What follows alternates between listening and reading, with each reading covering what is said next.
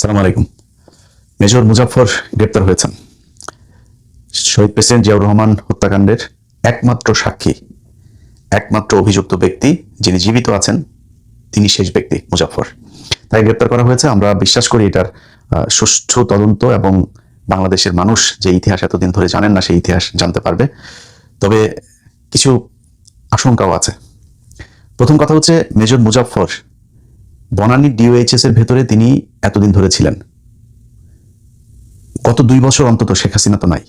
এই যে 2 বছর, এই 2 বছরেও বাংলাদেশে গোয়েন্দা সংস্থা ছিল। তাইলে গেল 2 বছর সেই গোয়েন্দা সংস্থার প্রধান যারা ছিলেন তারা কি করেছেন? তারা কেন তাকে ধরেন নাই? তার যেই বাসার যে লোকেশন যেখান থেকে ধরা হয়েছে তাকে, সেখান থেকে তারেক রহমান যে বাসায় গুলশানে ছিলেন, খুব বেশি দূরত্ব না, এত কাছাকাছি তার বাবার হত্যাকারী তার পাশে ছিল, কিভাবে ছিল? এই প্রশ্নের উত্তর খুঁজে বের করা দরকার। আমরা এটার জন্য সেনাপ্রধান যিনি আছেন, যেহেতু বিষয়টা ডিওএইচএস এর ভিতরে, এটার জন্য সেনাপ্রধানকে জিজ্ঞাসাবাদ করা দরকার।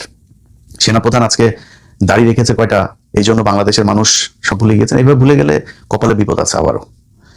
এই ওয়াকার সেই ওয়াকার যে কিনা তার সংস্থার ভেতরে, তার বাহিনীর ভেতরে সদস্যদেরকে দাঁড়িয়ে রাখতে দেয় নাই, দাঁড়িয়ে রাখতে নিরুৎসাহিত করা হয়েছে। তাদের দাড়ি ছিল, দাড়িওয়ালা মানুষ যে নামাজ পড়ে 5 ওয়াক্ত, তাদেরকে শেখ হাসিনা রাষ্ট্রপতি, সেনাপ্রধান এই সেনানিবাসের কোনো প্রোগ্রাম হলে সেখানে তাদেরকে ডিউটিতে রাখা হইতো না। আমার নিজের রিলেটিভ তার বাবা, আমার ভাই, আমার ভাগ্নে একজন, সে হচ্ছে গিয়ে আপনার ভাতিজা আমার।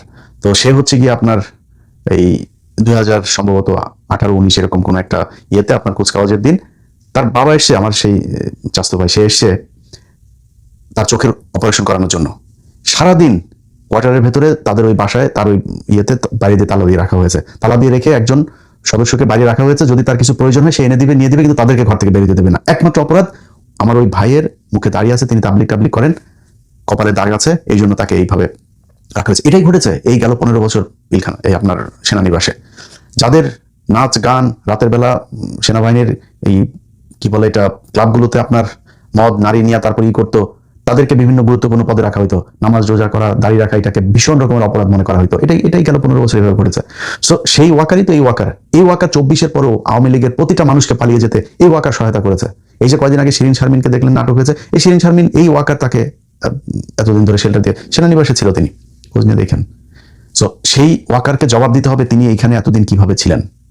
আমার কাছে থাকা যে তথ্য, তিনি কলকাতায় আপনার 1981 সালে তিনি চলে যাওয়ার পর 96 পর্যন্ত তিনি ভারতে ছিলেন, এবং 96 পর্যন্ত ভারতে থাকাকালীন তিনি 2টা নাম ব্যবহার করেছেন, একটা বিপ্লব সরকার আর একটা হচ্ছে জয় ব্যানার্জি। এই 2 নামে তিনি বাংলাদেশে আসা যাওয়া করেছেন। এরপরে 96 সালে শেখ হাসিনা ক্ষমতায় আসার পর ভারত তাকে বাংলাদেশে দিতে, যাও তুমি, আর কোনো সমস্যা নেই। সে দিব্যি বাংলাদেশে থেকেছে, খেয়েছে, কোনো সমস্যা হয়নি এখনো পর্যন্ত। 5 তারিখের পরে 2 বছরও তিনি বাংলাদেশে থাকলো। বাংলাদেশ এই মুহূর্তে সিআইডি প্রধান, ডিজিএফআই প্রধান, ডিবি প্রধান, সবাইকে ধন্যবাদ যে তারা তাকে শেষ পর্যন্ত ধরেছে। এখন তার বিচার, এই বিচারটা আমি মনে করি না এত সহজ হবে করাটা। কারণ হচ্ছে তিনি এই পিলখানা হত্যাকাণ্ডে আপনার ডক্টর ইউনূসের সময়ে একটা স্বাধীন তদন্ত কমিশন গঠন হইল, সেটা তদন্ত করলো, রিপোর্টটা প্রকাশ করতে দেওয়া হলো না, সেই রিপোর্ট অনুযায়ী কোনো কাজও করতে দেওয়া হয়নি। কারণ কি? কারণ হচ্ছে ভারত পিলখানা হত্যাকাণ্ডের সাথে জড়িত ছিল। আজকে মুজাফফর যে হত্যাকাণ্ডের কারণে তাকে গ্রেপ্তার করা হয়েছে, সেই জিয়াউর রহমান হত্যাকাণ্ডের সাথে ভারত সরাসরি জড়িত ছিল। এই কারণে তাকে এই বিচার করা এত সহজ হবে না। জেনারেল এরশাদ, তিনি জেনারেল মঞ্জুকে আপনার তার সময় খুব তড়িঘড়ি করে তারপর জেনারেল মঞ্জুকে হত্যা করা হলো। কারণ কি? জেনারেল মঞ্জু সবকিছু জানতেন, কিভাবে কি হয়েছে সেটার সাথেও ভারত জড়িত, তার হত্যার সাথেও ভারত জড়িত। অতএব এই ভারত জড়িত থাকার যে জায়গাগুলো, এই জায়গাগুলোকে ফাইন্ড আউট করতে গেলে নানান ধরনের সমস্যা আসবে। এখন আমরা শুনছি যে মুজাফফরকে সম্ভবত তাকে 24 ডিভিশনে পাঠানো হচ্ছে। 24 পদাতিক ডিভিশনে আপনি, সে কর্মরত ছিল, এই জন্য তাকে সেখানে নিয়ে তারপরে কোর্ট মার্শাল করতে হবে, সেনা আইনে বিচার হইতে হবে। সেনা আইনে বিচার হইলে কি হবে? তাহলে আপনি বিদ্রোহের জন্য বিচার করবেন। কিন্তু এটা শুধু একটা বিদ্রোহের ঘটনা না, এটার সাথে বাংলাদেশের অনেক ইতিহাস জড়িত। তাকে রেখে আমি মনে করি যে আপনার একটা স্বাধীন একটা কমিটি তৈরি করা দরকার, যেটা একদম সার্বজনীন একটা কমিটি হবে।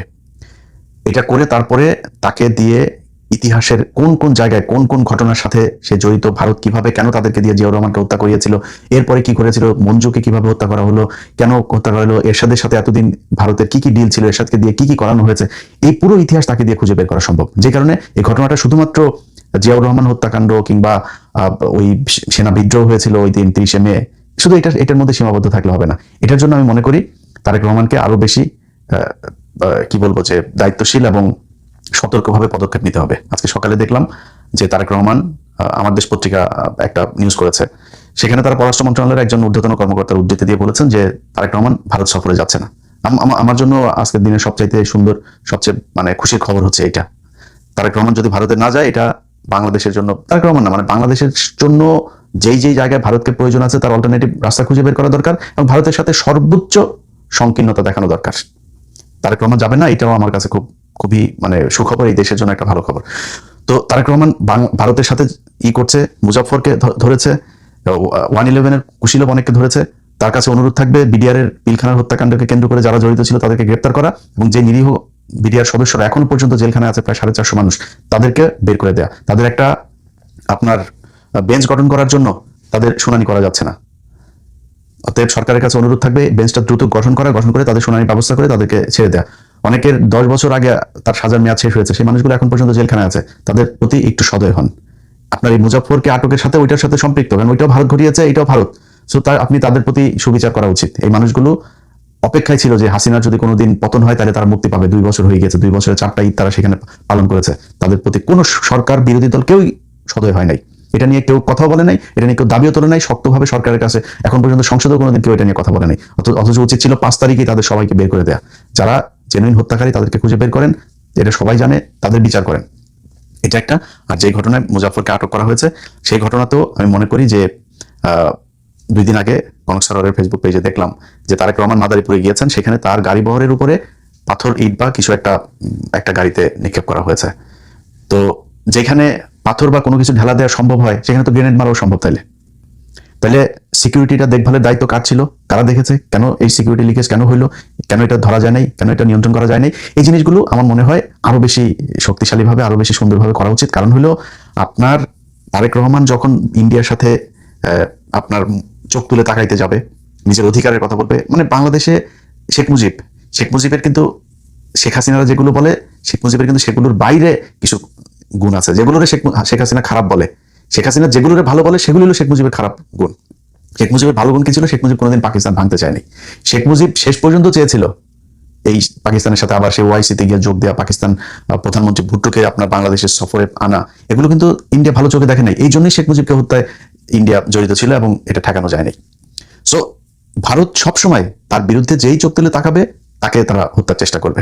তো তারেক রহমানকে এরকম কোনো কিছু করলে আমি অবাক হব না, কারণ এখন আমরা বললে আবার অনেকে মনে করতে পারে যে জন্য কিছু বলি না, যে হ্যাঁ এখন তারেক রহমানের জন্য এত পীড়িত হয়েছেন। ভাই, তারেক রহমানের আমি যদি আমরা জিজ্ঞেস করেন, গত এই 2 বছরে বহুবার বলেছে যে তারেক রহমানের কিছু জিনিস আছে, তিনার এই গত 5-7 বছরে তার ব্যাপারে যতটুকু জেনেছি, তিনার কিছু ভালো পরিকল্পনা আছে। এটা আমার ভিডিও বোধহয় যারা 2 বছর দেখেছেন এখনো আছে আমার চ্যানেলে, সেগুলো দেখে নিন, বলেছি আগেও। কিন্তু তার আশপাশের কিছু লোকজন এখন ওই যে জাহেদ মায়েদ এগুলো করা হয়েছে, তো এগুলো আমার কাছে ভালো লাগে না। এবং নির্বাচনের আগে তারা যেভাবে কথা বলেছে সেগুলোর বিরুদ্ধে আমি সরাসরি জামাতের পক্ষে অবস্থান নিয়েছি। তাদের কারণে, এটা আমার সমস্যা নেই, তাদের সমস্যা। তাদের আমাকে জানানো উচিত যে আমরা এই কারণে করেছি। আমি তাদের কাছে আমার এত মাপ চাওয়ার কিছু নেই, তাদের তেল মারার কিছু নেই। তারপরেও তারেক রহমান এখন প্রধানমন্ত্রী এবং এই নির্বাচনের পরে যে পদক্ষেপগুলো নিচ্ছে, এই পদক্ষেপগুলোর কারণে তারেক রহমানকে আমি সাপোর্ট করি এবং আমি চাই তারেক রহমান সারা জীবন ক্ষমতায় থাকুক, আমার কোনো সমস্যা নেই। এখন এই মুহূর্তে যদি তারেক রহমান মনে করেন জামাত ইসলাম, তারা এত ছাড় দিচ্ছে কেন? তারা ছাড় দিচ্ছে কারণ তারা জানে যে এই মুহূর্তে যদি নাকি আমরা বিএনপিকে আওয়ামী লীগের সাথে মিশতে দেই তাহলে এই দেশটা আবার সেই ইন্ডিয়ার পেটে যাবে। সো তার চেয়ে বেটার আমরা বিরোধী দল থাকি, তারেক রহমান ক্ষমতায় থাকুক। এই জন্য তারা ছাড় দিচ্ছে। অনেক কিছুতে বিরোধী দলের যে রিয়েক্ট করা দরকার যেভাবে, তারা সেটা করে না। তো আমার যেটা সেটা হচ্ছে যে তারেক রহমান এই মুহূর্তে যদি তার কোনো একটা ক্ষতি হয়, সেক্ষেত্রে দেশের ভেতরে কিন্তু বিশাল একটা বিশৃঙ্খলা তৈরি হবে এবং সেই বিশৃঙ্খলা আসলে ঠেকিয়ে রাখা সম্ভব হবে কিনা আমি জানি না। এখন তো সবাই বিএনপি হয়ে গিয়েছে, পুলিশের ভেতরে সবাই বিএনপি, আর্মির ভেতরে ওয়াকার নিজেও এখন বিএনপি। রাষ্ট্রপতি গতকালকে কি বলেছে দেখেন, শেখ হাসিনার এই দমন পীড়ন নির্যাতনের বহিঃপ্রকাশ আপনার জুলাই বিপ্লব। রাষ্ট্রপতি এখন এই কথা বলে, এই বদমাইশের বাচ্চা। সবাই এখন বিএনপি, খালি আমরা হইলাম কি বিএনপি বিরোধী হয়েছি। যাই হোক, তো এই রাতারাতি কিন্তু পরিস্থিতি চেঞ্জ হয়ে যাবে। তারেক রহমানের যদি কিছু একটা হয় সেখান থেকে দেশকে, এবং এইবার যদি ইন্ডিয়া আপনার কোনোভাবে নিয়ন্ত্রণ নিতে পারে, সেই নিয়ন্ত্রণ কিন্তু আপনার 2-4 কোটি মানুষের মেরে হলেও তারা সেখানে সেই নিয়ন্ত্রণ ধরে রাখবে। যে কারণে আমরা মনে করি তারেক রহমান এই বিচারগুলো করতে যাচ্ছে, আমরা এটার সমর্থন জানাই, সাধুবাদ জানাই। আমাদের পক্ষ থেকে কিছু করণীয় থাকলে সেটা করতেও চাই, কোনো সব দিক থেকে সমর্থন দিতে চাই, কিন্তু করতে হইলে শক্ত হয়ে, মাজা কোমর শক্ত করে তারপরে করতে হবে। নিজের নিরাপত্তা দেখতে হবে, এবং ভারতের সাথে আমাদের এই পর্যন্ত 1971 সালের আগ থেকে এই পর্যন্ত কি কি ঘটনা, কিভাবে এই যে মেজর মুজাফর, সে নিজে আপনার ছিল, আপনার রক্ষী বাহিনীর সদস্য ছিল, সে রক্ষী বাহিনীর প্রথম কমিশন পাওয়া অফিসার, সে রয়ের সদস্য ছিল। সো এই এই মেজর জেনারেল মঞ্জুরকে কেন হত্যা করা হলো, এর সাথে সাথে কি কি ছিল, সব বিষয়গুলো একদম 71 থেকে এই পর্যন্ত সব জিনিসগুলো আমার মনে হয় এই জাতির সামনে তুলে ধরা উচিত। তো সেটা আমার বিশ্বাস যে